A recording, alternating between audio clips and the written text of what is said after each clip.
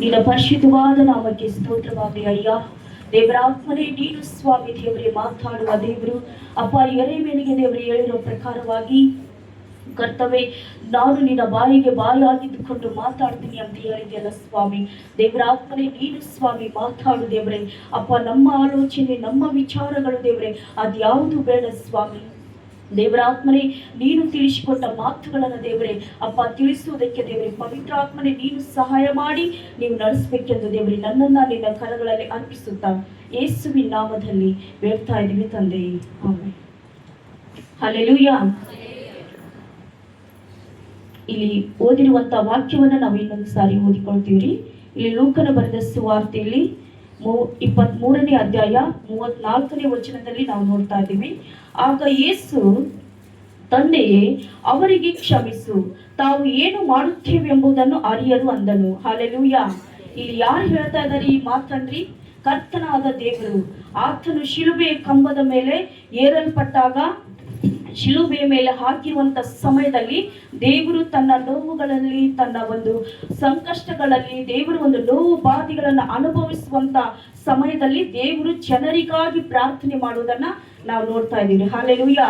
ಇಲ್ಲಿ ನಾವು ನೋಡ್ಬೇಕಾಗಿರುವುದು ಮುಖ್ಯವಾಗಿ ಏನಂದ್ರೆ ರೀ, ಶಿಲುಬೆಯ ಕಂಬದ ಮೇಲೆ ಆತನು ನಮಗಾಗಿ ಆತನು ಏರಲ್ಪಟ್ಟನು. ಯಾವ ತಪ್ಪು ಕೂಡ ಮಾಡದಂತೆ, ಯಾವ ಅಪರಾಧವನ್ನು ಕೂಡ ಮಾಡದಂತೆ ದೇವರು ಏನಾಗಿದ್ದಾನ್ರಿ? ನಿರಪರಾಧಿಯಾಗಿದ್ದಾನೆ. ಯಾವ ಅಪರಾಧವೂ ಕೂಡ ಆತನಲ್ಲಿ ಇಲ್ಲ. ಜನರು ಏನ್ ಮಾಡ್ತಾರೆ? ಆತನಿಗೆ ಎಷ್ಟೋ ಒಂದು ಅವಮಾನಗಳನ್ನು, ಒಂದು ಬಹಿಷ್ಕಾರವನ್ನ ಹಾಕಿ, ಒಂದು ಪರಿಹಾಸ್ಯವನ್ನ ಮಾಡಿ, ದೇವರಿಗೆ ಒಂದು ಯಾವುದು ಎಷ್ಟೋ ಒಂದು ಚುಚ್ಚು ಮಾತುಗಳನ್ನ ಆಡಿ ಆತನನ್ನ ಏನ್ ಮಾಡ್ತಾ ಇದ್ದಾರೆ? ಅಲ್ಲಿ ಅವಮಾನಕರವಾಗಿರುವಂತ ರೀತಿಯನ್ನು ಕೂಡ ನಾವು ನೋಡ್ತೀವ್ರಿ. ಮತ್ತು ಆತನಿಗೆ ಯಾವ ರೀತಿಯಾಗಿ ದೇಹದಲ್ಲಿ ಒಂದು ನೋವುಗಳನ್ನ ಆತನ ಅನುಭವಿಸಿದನ ಅನ್ನೋದ್ರ ಬಗ್ಗೆ ಕೂಡ ನಾವು ನೋಡ್ತೀವ್ರಿ. ಇಲ್ಲಿ ಒಂದು ವಾಕ್ಯವನ್ನು ನೋಡಿಕೊಳ್ಳುವಾಗ ಯೆಶಾಯ 53:2 ನಾವು ನೋಡ್ತೀವಿ ನೋಡ್ರಿ. ಓದ್ರಿ ಯಾರಾದ್ರೂ. 53:2 ವಚನ ಯೆಶಾಯ.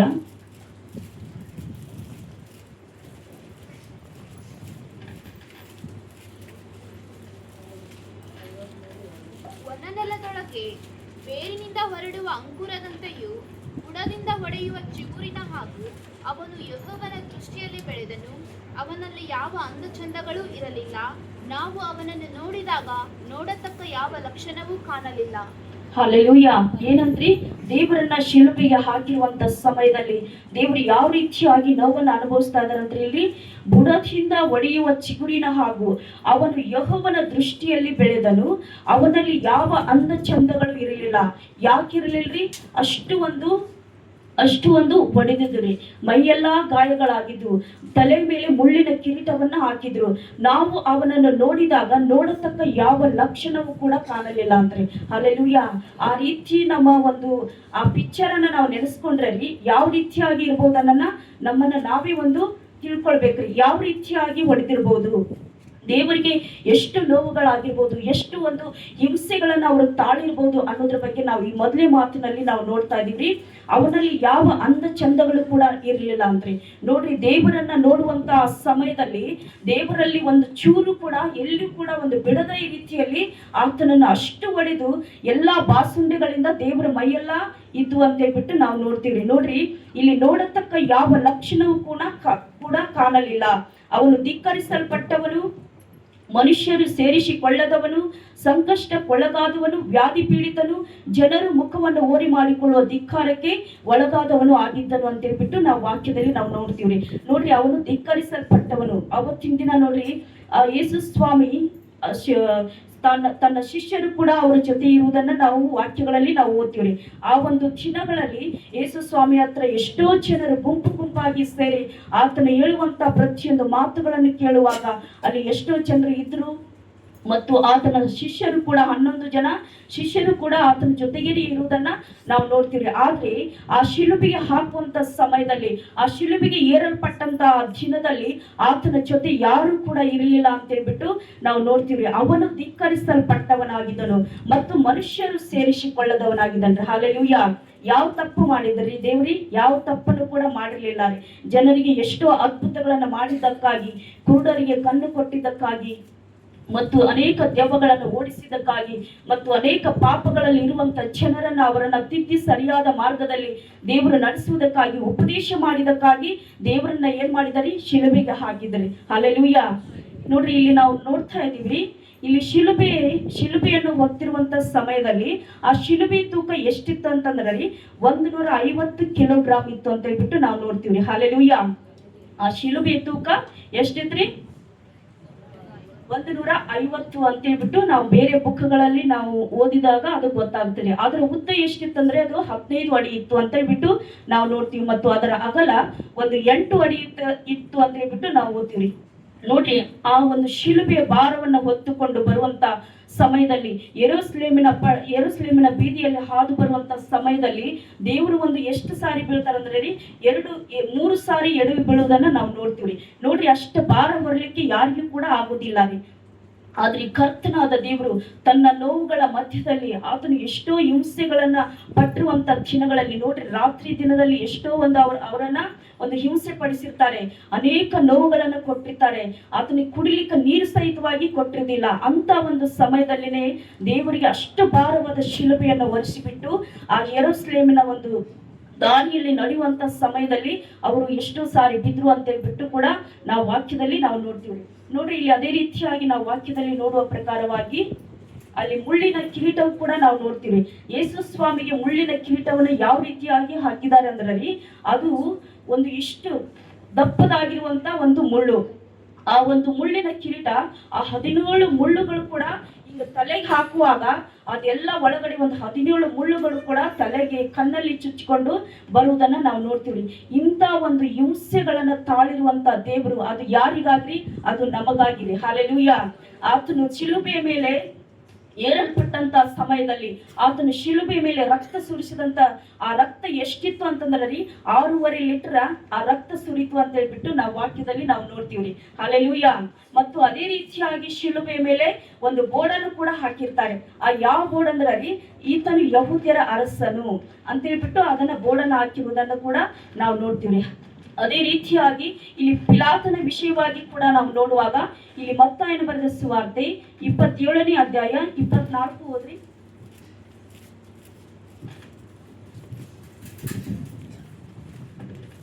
ಆಗ ಪಿಲಾತನು ತನ್ನ ಯತ್ನ ನಡೆಯುವುದಿಲ್ಲ, ಗದ್ದಲ ಮಾತ್ರ ಹೆಚ್ಚಾಗುತ್ತದೆ ಎಂದು ತಿಳಿದು ನೀರು ತಕ್ಕೊಂಡು ಜನರ ಮುಂದೆ ಕೈ ತೊಳಕೊಂಡು, ಈ ಪುರುಷನನ್ನು ಕೊಲ್ಲಿಸಿದ್ದಕ್ಕೆ ನಾನು ಸೇರಿದವನಲ್ಲ, ನೀವೇ ನೋಡಿಕೊಳ್ಳಿರಿ ಅನ್ನಲಾಗಿ ಜನರೆಲ್ಲರೂ ಅವನನ್ನು ಕೊಲ್ಲಿಸಿದ್ದಕ್ಕೆ ನಾವು ನಮ್ಮ ಮಕ್ಕಳು ಉತ್ತರ ಕೊಡುತ್ತೇವೆ ಅಂದರು.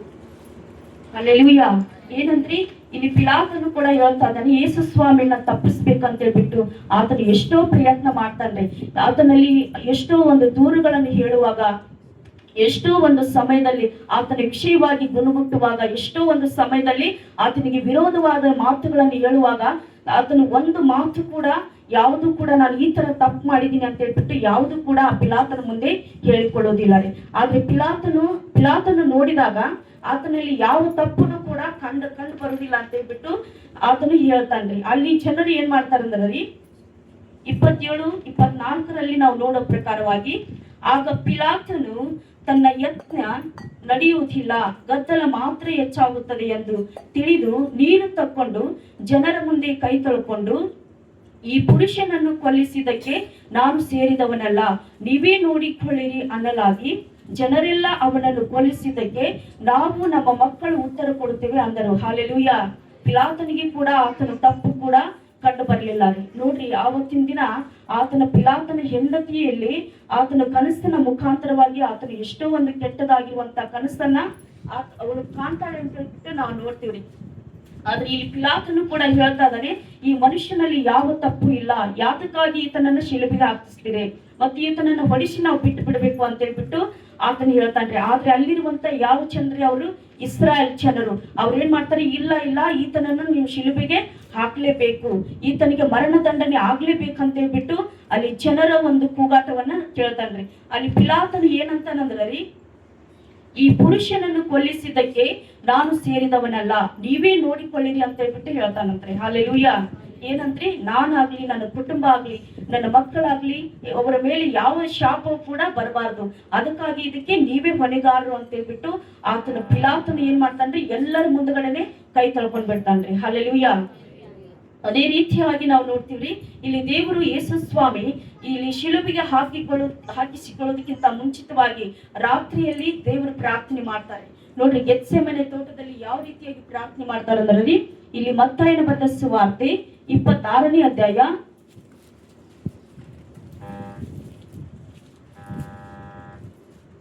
26-39.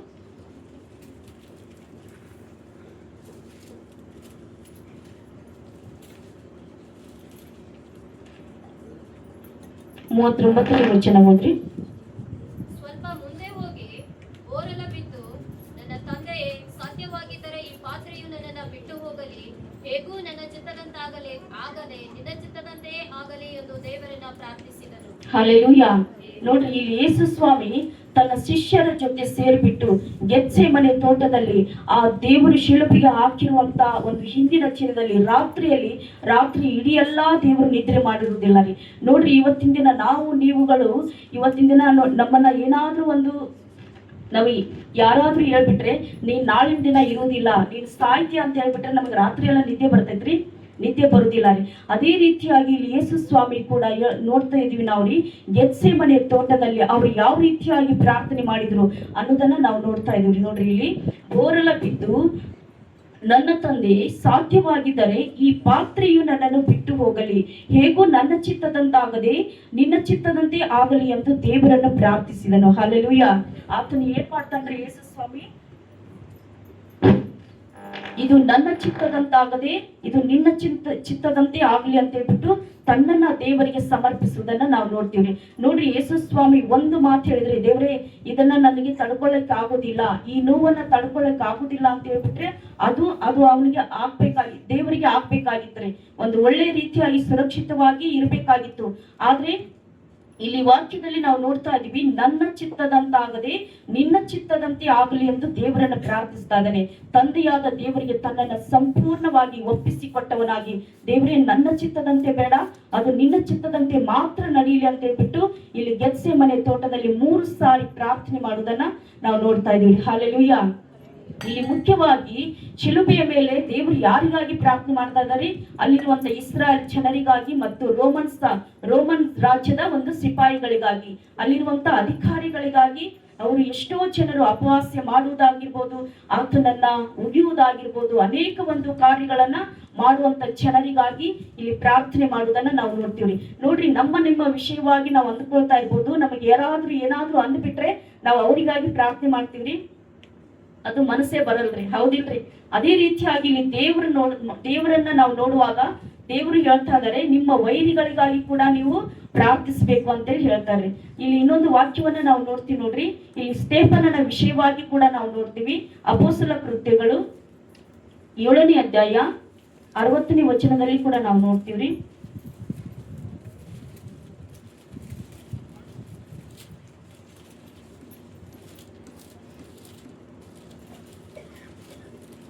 ಸ್ಟೇಫನನ ಮೇಲೆ ಕಲ್ಲೆಸೆಯುತ್ತಾ ಇರಲು ಅವನು ಕರ್ತನ ಹೆಸರನ್ನ ಹೇಳಿ, ಯೇಸು ಸ್ವಾಮಿಯೇ, ನನ್ನ ಆತ್ಮವನ್ನ ಸೇರಿಸಿಕೋ ಎಂದು ಪ್ರಾರ್ಥಿಸಿ ಮೊಣಕಾಲೂರಿ, ಕರ್ತನೇ, ಈ ಪಾಪವನ್ನ ಅವರ ಮೇಲೆ ಹೊರಿಸಬೇಡವೆಂದು ಮಹಾಶಬ್ದದಿಂದ ಕೂಗಿದನು. ಹಲ್ಲೆಲೂಯಾ. ಇಲ್ಲಿ ಸ್ಟೇಫನನು ಕೂಡ ಆತನು ದೇವರಲ್ಲಿ ನಂಬಿಗಸ್ತನಾಗಿರುವಂತ ವ್ಯಕ್ತಿ ಆಗಿದ್ದನು ಮತ್ತು ದೇವರಲ್ಲಿ ಭಯಭಕ್ತಿ ಉಳ್ಳವರಾಗಿ ನಡೆದುಕೊಳ್ಳುವಂತ ವ್ಯಕ್ತಿ ಆಗಿದ್ದನ್ರಿ. ಆತನನ್ನು ಕೂಡ ದೇವರು ಏನ್ ಮಾಡ್ತಾರೆ, ಆತನ ಮುಂಚಿತವಾಗಿ ಅನೇಕ ಜನರಿಗೆ ಒಂದು ಪ್ರವಾದನೆಗಳನ್ನಾಗಿರ್ಬೋದು, ಅನೇಕ ಜನರಿಗೆ ಸರಿಯಾಗಿ ನಡೆದೇ ಇರುವಂತ ಒಂದು ಜನರಿಗೆ ಅವರ ತಪ್ಪುಗಳನ್ನು ಹೇಳುವಂತ ಸಮಯದಲ್ಲಿ ಅಲ್ಲಿ ಇರುವಂತ ಜನರು ಏನ್ ಮಾಡ್ತಾರೆ, ಸ್ಟೇಫನನ ವಿಷಯವಾಗಿ ಅವರು ರೌದ್ರ ಮನಸ್ಸುಳ್ಳವರಾಗಿ ಅವರಿಗೆ ಸಿಟ್ಟು ಬಂದ್ಬಿಟ್ಟು ಏನ್ ಮಾಡ್ತಾರೆ, ಸ್ಟೇಫನ ವಿಷಯದಲ್ಲಿ ನಾವಿಲ್ಲಿ ಮೇಲಿನ ವಚನದಲ್ಲಿ ನಾವು ನೋಡುವುದಾದ್ರೆ ಆದ್ರೆ ಅವರು ಮಹಾಶಬ್ದದಿಂದ ಕೂಗಿ 57ರಲ್ಲಿ ನಾವು ನೋಡ್ತೀವ್ರಿ. ಆದ್ರೆ ಅವರು ಮಹಾಶಬ್ದದಿಂದ ಕೂಗಿ ಕಿವಿಗಳನ್ನು ಮುಚ್ಚಿಕೊಂಡು ಒಟ್ಟಾಗಿ ಅವರ ಮೇಲೆ ಬಿದ್ದು ಅವನನ್ನು ಊರವರೆಗೆ ನೂಕಿಕೊಂಡು ಹೋಗಿ ಕೊಲ್ಲುವುದಕ್ಕೆ ಕಲಿಸಿದರು. ಇಲ್ಲಿ ಸ್ಟೇಫನನ್ನು ಏನ್ ಮಾಡ್ತಾ ಇದ್ದಾರೆ, ಅವನನ್ನ ಊರ್ ಹೊರಗಡೆ ಹೋಗಿ ಯಾಕೆ ಕೊಲ್ಲುವುದಕ್ಕೆ ಪ್ರಾರಂಭಿಸಿದರೆ ಅವನು ಊರೊಳಗಡೆ ಇದ್ದಾಗ ಈ ಜನರು ಈ ರೀತಿ ಆಗಿರ್ಬೇಕು, ಈ ರೀತಿಯಾಗಿ ನಡಿಬೇಕು ಅಂತ ಹೇಳ್ಬಿಟ್ಟು ಆತನು ಅನೇಕ ವಿಷಯವಾಗಿ ಅವರಿಗೆ ತಿಳಿಸ್ತಾ ಇರ್ತಾನೆ. ಅದು ಅವ್ರು ಏನ್ ಮಾಡ್ತಾರೆ, ಯಾವ ವಿಷಯಕ್ಕಾಗಿ ಕಲಿಸುತ್ತಾರಂದ್ರೆ, ನೀನು ಧರ್ಮಶಾಸ್ತ್ರಕ್ಕೆ ವಿರೋಧವಾಗಿ ನೀನು ಹೇಳ್ತಾ ಇದೀಯಾ, ಇದೆಲ್ಲ ನೀನು ಮಾತಾಡೋದು ತಪ್ಪಂತ ಹೇಳ್ಬಿಟ್ಟು ಆತನನ್ನ ಊರ ಹೊರಗಡೆ ತಂದ್ಬಿಟ್ಟು ಆತನಿಗೆ ಕಲ್ಲೆಸೆದು ಕೊಲ್ಲುವುದನ್ನ ನಾವು ಕೂಡ ನೋಡ್ತಾ ಇದೀವಿ. ನೋಡ್ರಿ, ಆತನಿಗೆ ಕಲ್ಲೆಸೆದು ಕೊಲ್ಲುವಂತ ಸಮಯದಲ್ಲಿ, ಆತನ ಪ್ರಾಣ ಹೋಗುವಂತ ಸಮಯದಲ್ಲಿ ಆತನ ಯಾವ ಮಾತನ್ನು ಹೇಳ್ತಾನಂದ್ರಿ, ಕರ್ತನ ಹೆಸರನ್ನು ಹೇಳಿ, ಯೇಸು ಸ್ವಾಮಿ ನನ್ನ ಆತ್ಮವನ್ನು ಸೇರಿಸಿಕೊ ಎಂದು ಪ್ರಾರ್ಥಿಸಿ ಮೊಣಕಾಲೂರಿ, ಕರ್ತನ ಈ ಪಾಪವನ್ನು ಅವರ ಮೇಲೆ ಹೊರಿಸಬೇಡವೆಂದು ಮಹಾಶಬ್ದದಿಂದ ಕೂಗಿದನು. ಹಾಲೆಲೂಯಾ. ಸ್ಟೇಫನನ್ನು ಕೂಡ ಏನ್ ಮಾಡ್ತಾನ್ರಿ, ಅವರು ಮಾಡುವಂತ ತಪ್ಪುಗಳನ್ನ ನೀನು ಕ್ಷಮಿಸು, ನನಗೆ ಮಾಡುವಂತ ತಪ್ಪಿನಿಂದ ಅವರಿಗೆ ಯಾವುದೇ ರೀತಿಯಾಗಿ ಅವರಿಗೆ ಒಂದು ದೋಷ ಆಗ್ಬಾರ್ದಂತ ಹೇಳ್ಬಿಟ್ಟು ಅವರ ಒಂದು ಕ್ಷೇಮಕ್ಕಾಗಿ ಅವರ ಒಂದು ಪಾಪ ಮಾಡುವಂತ ಪಾಪವನ್ನ ನೀನು ಕ್ಷಮಿಸು ಅಂತ ಹೇಳ್ಬಿಟ್ಟು ಈ ಸ್ಟೇಫನನ್ನು ಕೂಡ ಪ್ರಾರ್ಥನೆ ಮಾಡೋದನ್ನ ನಾವು ನೋಡ್ತಾ ಇದ್ದೀವಿ. ಅದೇ ರೀತಿಯಾಗಿ ಇಲ್ಲಿ ಲೂಕನ ಬರೆದ ಸುವಾರ್ತೆಯಲ್ಲಿ ಕೂಡ ನಾವು ನೋಡ್ತೀವಿ. ಲೂಕ 22:32 ವಚನದಲ್ಲಿ ನಾವು ನೋಡ್ತೀವಿ. ನೋಡ್ರಿ, ಲೂಕ 22:32, 22ನೇ ಅಧ್ಯಾಯ 32ನೇ ವಚನ. ಆದರೆ ನಿನ್ನ ನಂಬಿಕೆ ಕುಂದಿ ಹೋಗಬಾರದೆಂದು ನಾನು ನಿನ್ನ ವಿಷಯದಲ್ಲಿ ದೇವರಿಗೆ ವಿಜ್ಞಾಪನೆ ಮಾಡಿಕೊಂಡೆನು. ನೋಡ್ರಿ, ಈ ವಾಕ್ಯದಲ್ಲಿ ನಾವು ನೋಡುವ ಪ್ರಕಾರವಾಗಿ ಇಲ್ಲಿ ನಿಮ್ಮ ನಂಬಿಕೆ ನಮಗೆ ಇವತ್ತಿನ ದಿನ ಸ್ಟೇಫನನ ವಿಷಯದಲ್ಲಿ ನಾವು ನೋಡುವ ಪ್ರಕಾರವಾಗಿ ಇವತ್ತಿನ ದಿನ ಅನೇಕ ಸೇವಕರು ಕೂಡ ಇವತ್ತಿನ ದಿನ ರಕ್ತ ಸಾಕ್ಷಿಯಾಗಿ ತೀರು ಹೋಗಿದ್ದನ್ನ ನಾವು ನೋಡ್ತೀವ್ರಿ. ನೋಡ್ರಿ, ನಮಗೆಲ್ಲ ಗೊತ್ತಿರುವ ಪ್ರಕಾರವಾಗಿ ಒಂದು ದೇಶದಲ್ಲಿ ಸೇವಕರು ತನ್ನ ಮಗನ ಒಟ್ಟಿಗೆ ಒಂದು ಜೀವಂತವಾಗಿ ಕಾರಲ್ಲಿ ಹಾಕಿ ಸುಟ್ಟಿರುವುದನ್ನ ಅವರ ಸಾಕ್ಷಿ ನಮ್ಮೆಲ್ಲರಿಗೂ ಕೂಡ ಗೊತ್ತಿದ್ದೇನೆ.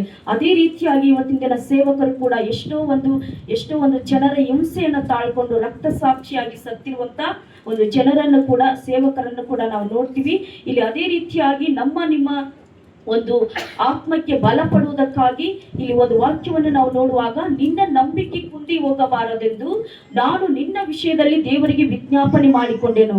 ಹಾಲೆಲೂಯಾ. ಏನಂತ್ರಿ, ನಾವು ದೇವರಲ್ಲಿ ನಿಂತಿದ್ದೀವಿ ಅಂದ್ರೆ ಅದು ದೃಢವಾಗಿ ಇರುವಂತ ನಮ್ಮಲ್ಲಿ ನಂಬಿಕೆ ಇರ್ಬೇಕ್ರಿ. ನಮ್ಮ ನಂಬಿಕೆ ಯಾವತ್ತೂ ಕೂಡ ಅದು ಬಿದ್ದು ಹೋಗ್ಬಾರ್ದು, ಸೋತು ಹೋಗ್ಬಾರ್ದು. ಇವತ್ತಿನ ದಿನ ಪರಿಸ್ಥಿತಿಗಳು ಎಂತದೇ ಬಂದಿರ್ಲಿ, ಆದ್ರೆ ನಮ್ಮ ನಂಬಿಕೆ ಯಾವ ರೀತಿಯಾಗಿರ್ಬೇಕ್ರಿ, ದೃಢವಾಗಿರ್ಬೇಕಂದ್ರೆ. ಆದ್ರೆ ನಮ್ಮ ನಂಬಿಕೆಯಲ್ಲಿ ನಾವು ಬಿದ್ದು ಹೋಗುವಾಗ, ಆತ್ಮಿಕವಾಗಿ ನಾವು ಸೋತು ಹೋಗುವಾಗ ಏನಾಗ್ತೈತಂದ್ರಿ, ನಾನು ನಿನ್ನ ವಿಷಯದಲ್ಲಿ ದೇವರಿಗೆ ವಿಜ್ಞಾಪನೆ ಮಾಡಿಕೊಂಡೆನು, ನೀನು ತಿರುಗಿಕೊಂಡ ಮೇಲೆ ನಿನ್ನ ಸಹೋದರನನ್ನು ದೃಢಪಡಿಸು ಎಂದು ಹೇಳಿದನು. ಹಾಲೆಲೂಯಾ. ದೇವರ ವಾಕ್ಯದಲ್ಲಿ ನಾವು ನೋಡುವ ಪ್ರಕಾರವಾಗಿ ದೇವರು ನಮಗಾಗಿ ಪ್ರಾಣವನ್ನು ಕೊಟ್ಟಿದ್ದಾರೆ. ನಮಗಾಗಿ ಆತನು ಜೀವಂತವಾಗಿ ಇರುವಾಗಲೇ ಎಷ್ಟೋ ನೋವುಗಳನ್ನು, ಎಷ್ಟೋ ಹಿಂಸೆಗಳನ್ನು ತಾಳಿಕೊಂಡು ಆತನು ನಮಗಾಗಿ ರಕ್ತ ಸುರಿಸಿ ತನ್ನ ಪ್ರಾಣವನ್ನೇ ದಾರಿ ಎರೆದಿದ್ದಾರೆ. ಅದಕ್ಕಾಗಿ ನಾವು ಯಾವ ರೀತಿಯಾಗಿರ್ಬೇಕ್ರಿ, ನಾವು ದೇವರ ಮಕ್ಕಳಾಗಿ ನಾವು ಜೀವಿಸ್ತಾ ಇದೀವಿ ಅಂದ್ರೆ ದೇವರ ಕೃಪೆಯಲ್ಲಿ ನಾವು ನಡೆಯುವರಾಗಿರ್ಬೇಕ್ರಿ. ಇವತ್ತಿನ ದಿನ ನಮ್ಮ ಜೀವಿತಕ್ಕೂ ಕೂಡ ಎಂತ ಕಷ್ಟಗಳು ಬಂದ್ರು ಕೂಡ, ಎಂತ ನೋವುಗಳು ಬಂದ್ರು ಕೂಡ, ನಮ್ಮ ಪರಿಸ್ಥಿತಿಗಳು ಕೆಟ್ಟು ಹೋದ್ರು ಕೂಡ ನಾವು ದೇವರನ್ನ ಯಾವತ್ತೂ ಕೂಡ ಬಿಡಬಾರ್ದ್ರಿ. ನಂಬಿಕೆಯಲ್ಲಿ ನಾವು ದೃಢವಾಗಿ ನಿಂತುಕೊಳ್ಳುವುದಾದ್ರೆ ದೇವರು ನಮ್ಮನ್ನ ಇರುವಂತ ಪರಿಸ್ಥಿತಿಯಲ್ಲಿ ದೇವರು ಬಿಡುವುದಿಲ್ಲ. ದೇವರು ನಿಜವಾಗ್ಲೂ ಆತನ ಬದಲಾಯಿಸ್ಲಿಕ್ಕೆ ದೇವರು ಶಕ್ತನಾಗಿದ್ದಾನ್ರಿ. ಇಲ್ಲಿ ಕಡೆಯದಾಗಿ ಒಂದು ವಚನವನ್ನ ನಾವು ನೋಡ್ತೀವಿ. ನೋಡ್ರಿ, ಅಪೊಸ್ತಲ ಕೃತ್ಯಗಳು 3ನೇ ಅಧ್ಯಾಯ 17ನೇ ವಚನ.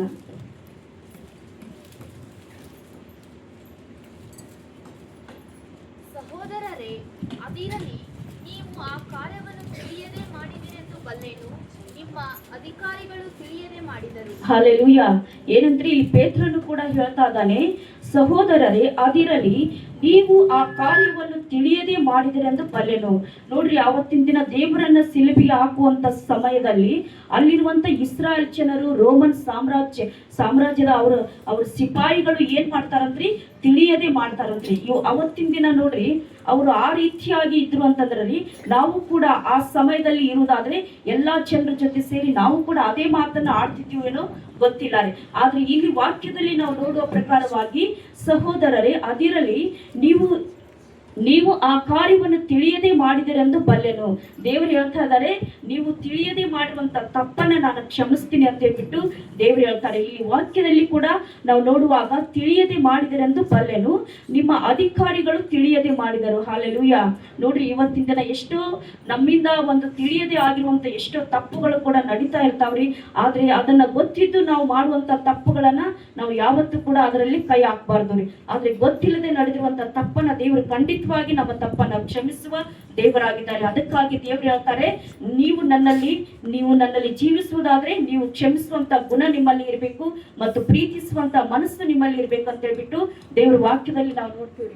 ಅದೇ ಮತ್ತಾಯ 6:14-15 ಕೂಡ ನಾವು ನೋಡ್ತೀವಿ, ನೀವು ಕ್ಷಮಿಸ್ರಿ ಅಂತ ದೇವರು ಹೇಳ್ತಾರೆ ಮತ್ತು ಪ್ರೀತಿಸ್ರಿ ಅಂತ ಹೇಳ್ಬಿಟ್ಟು ಮತ್ತಾಯ ಬರೆದ ಸುವಾರ್ತೆಯಲ್ಲಿ ನಾವು ಆ ಅಧ್ಯಾಯ ಓದುವುದಾದ್ರೆ ಒಂದು ಪ್ರೀತಿ ಯಾವ ರೀತಿಯಾಗಿ ಪ್ರೀತಿಸಬೇಕು, ಯಾವ ರೀತಿಯಾಗಿ ಕ್ಷಮಿಸಬೇಕು ಅನ್ನೋದನ್ನ ಪ್ರತಿಯೊಂದನ್ನು ಕೂಡ ದೇವರು ನಮಗಾಗಿ ತಿಳಿಸಲ್ಪಟ್ಟಿದ್ದಾರೆ. ಇಲ್ಲಿ ಕಡೆದಾಗಿ ಒಂದು ವಚನವನ್ನು ನಾವು ನೋಡ್ತೀವಿ ನೋಡ್ರಿ.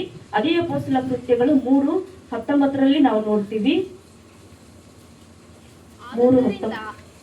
ದೇವರು ನಿಮ್ಮ ಪಾಪಗಳನ್ನು ಅಳಿಸಿ ಬಿಡುವ ಹಾಗೆ ನೀವು ಪಶ್ಚಾತ್ತಾಪಪಟ್ಟು ಆತನ ಕಡೆಗೆ ತಿರುಗಿಕೊಳ್ಳಿರಿ. ಹಲ್ಲೆಲೂಯಾ. ಏನಂತ್ರಿ, ಕಡೆದಾಗಿ ನಾವು ಇಲ್ಲಿ ವಚನವನ್ನ ನಾವು ನೋಡ್ತಾ ಇದೀವಿ. ಇವತ್ತಿನ ದಿನ ನಮ್ಮಿಂದ ಅನೇಕ ತಪ್ಪುಗಳು ಕೂಡ ನಡೆದಿರ್ಬೋದು, ಅನೇಕ ಕಾರ್ಯಗಳು ನಮ್ಮಿಂದ ತಿಳಿಯದೆ ನಡೆದಿರ್ಬೋದು.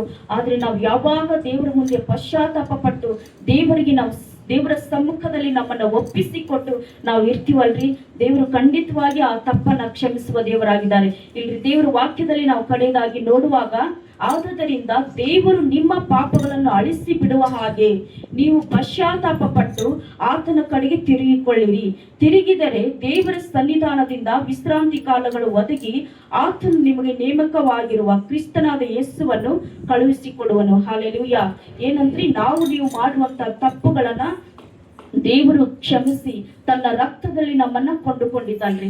ಇವತ್ತಿನ ದಿನ ದೇವರೇ ಇಲ್ಲ ಅಂದ್ರೆ ನಮ್ಮ ಜೀವಿತ ಯಾವ ರೀತಿಯಾಗಿರ್ತೋ ಗೊತ್ತಿಲ್ಲ ರೀ. ನೋಡ್ರಿ, ದೇವರು ನಮ್ಮ ಪಾಪಗಳನ್ನ ಕ್ಷಮಿಸಿದ್ರಿಂದಲೇ ನಾವು ಇವತ್ತಿನ ದಿನ ಜೀವಂತವಾಗಿನೇ ಇದ್ದೀವ್ರಿ. ಹಾಲೆಲೂಯಾ.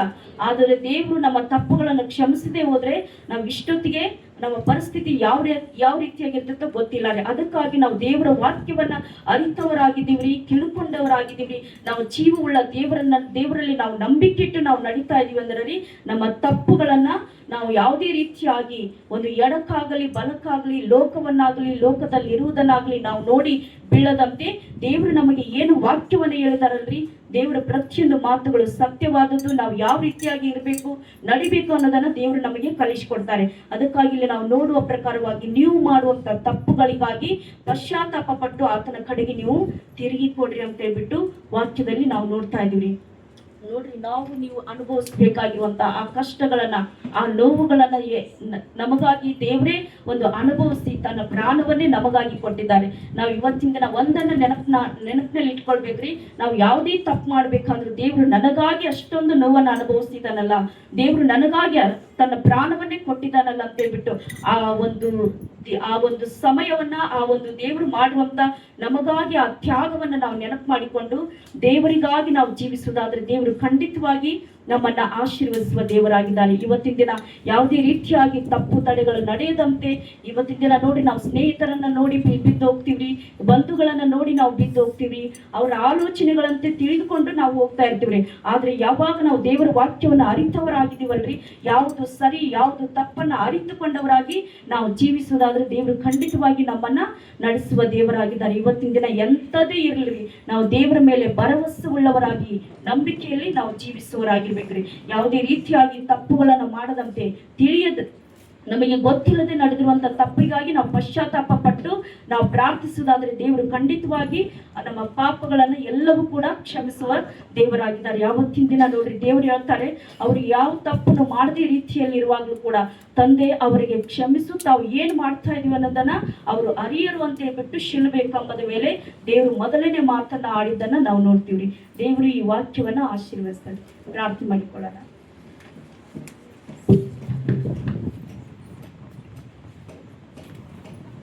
ಕರ್ತನಾದ ದೇವರೇ, ನಿನ್ನ ಘನವಾದ ನಾಮಕ್ಕೆ ಸ್ತೋತ್ರವಾಗಲಿ ಅಯ್ಯ. ನಿನ್ನ ನಾಮ ಮಹಿಮೆಗಾಗಿ ಸ್ತೋತ್ರ ಏಸಪ್ಪ. ಅಪ್ಪ, ಶಿಲುಬೆ ಕಂಬದ ಮೇಲೆ ದೇವ್ರೆ ನೀನು ಮೊದಲನೇ ಮಾತನ್ನ ದೇವ್ರೆ ಆಡಿದ್ಯಪ್ಪ. ದೇವ್ರೆ, ನೀನು ನೋವಿನಲ್ಲಿ ಇರುವಾಗಲೂ ಕೂಡ ಅಪ್ಪ ಅನೇಕ ಒಂದು ನೋವನ್ನು ಅನುಭವಿಸ್ತಾ ಇರುವಾಗಲೂ ಕೂಡ ದೇವ್ರೆ, ಮಾತಾಡ್ಲಿಕ್ಕೆ ಆಗದೇ ಇರುವಂತ ಪರಿಸ್ಥಿತಿಯಲ್ಲೂ ಕೂಡ ದೇವ್ರೆ, ನೀನು ಜನರಿಗಾಗಿ ನೀನು ವಿಜ್ಞಾಪನೆ ಮಾಡಿದೆಯಲ್ಲ ಸ್ವಾಮಿ. ದೇವರ ಆತ್ಮನೇ, ಅವರು ಏನ್ ಮಾಡ್ತಾ ಇದ್ದಾರೋ ಅರಿಯರು ಅವರ ತಪ್ಪನ್ನ ನೀನು ಕ್ಷಮಿಸುವಂತ ದೇವ್ರೆ ನೀನು ಹೇಳಿದೆಯಲ್ಲ ಸ್ವಾಮಿ. ಅಪ್ಪ ಕರ್ತನಾದ ದೇವ್ರೆ, ಅದೇ ರೀತಿಯಾಗಿ ದೇವ್ರೆ ಎಲ್ಲೋ ಇದ್ದಿರುವಂತ ನಮ್ಮನ್ನು ಕೂಡ ದೇವ್ರೆ ನೀನು ಹುಡುಕಿ ರಕ್ಷಿಸಿ ದೇವ್ರೆ. ಅಪ್ಪ, ನಮ್ಮ ಪಾಪಗಳಿಗಾಗಿ ನಮ್ಮ ತಪ್ಪುಗಳನ್ನು ದೇವ್ರೆ ನೀನು ಕ್ಷಮಿಸಿ ದೇವ್ರೆ ನೀನು ನಿಲ್ಲಿಸಿದರಪ್ಪ ದೇವ್ರೆ. ಅಪ್ಪ, ಯಾವುದೇ ರೀತಿಯಾಗಿ ದೇವ್ರೆ ಅಪ್ಪ ನಾವು ಯಾರನ್ನ ನೋಡಿ ಬಿದ್ದು ಹೋಗದಂತೆ ದೇವ್ರೆ, ನಿನ್ನ ವಾಕ್ಯಗಳು ನಮ್ಮ ಕಾಲಿಗೆ ದೀಪವಾಗಿರ್ಲಿ ಕರ್ತನೆ. ನಾವು ನಡೆಯಬೇಕಾದ ಮಾರ್ಗವನ್ನು ದೇವ್ರೆ ನೀನು ತಿಳಿಸ್ಬೇಕು ಅಂತ ನಾವು ಪ್ರಾರ್ಥಿಸ್ತಾ ಇದೀವಿ ಅಯ್ಯ ದೇವ್ರೆ. ಅಪ್ಪ, ನಿನ್ನ ಕೃಪೆಯಲ್ಲಿ ದೇವ್ರೆ ನಮ್ಮನ್ನ ನಡೆಸಿ ಆಶೀರ್ವಾದ ಮಾಡಿ ಕರ್ತನೆ. ದೇವ್ರೆ, ನಿನ್ನ ಶಿಲುಬೆ ಮೇಲೆ ಆಡುವಂತ ಮೊದಲನೇ ಮಾತನ್ನ ದೇವ್ರೆ ಅದು ಯಾವಾಗ್ಲೂ ದೇವ್ರೆ ನಮ್ಮ ಹೃದಯದಲ್ಲಿ ಇರ್ಲಿ ಕರ್ತವೆ ದೇವ್ರೆ. ಅಪ್ಪ, ಅಂತ ಗುಣವನ್ನು ಕೂಡ ದೇವ್ರೆ ನಮಗೂ ಕೂಡ ನೀನು ಅನುಗ್ರಹಿಸ್ಬೇಕೆಂದು ದೇವ್ರೆ ನಾವು ಪ್ರಾರ್ಥಿಸ್ತಾ ಇದೀವಿ. ನೀನು ಹಾಗೆ ನಡೆಸುವುದಕ್ಕಾಗಿ ಸ್ತೋತ್ರ. ಎಲ್ಲಾ ನಿನ್ನ ಕರಗಳಲ್ಲಿ ಅರ್ಪಿಸುತ್ತಾ ಯೇಸುವಿನ ನಾಮದಲ್ಲಿ ಬೇಡ್ತಾ ಇದ್ದೀವಿ ತಂದೆ, ಆಮೆನ್.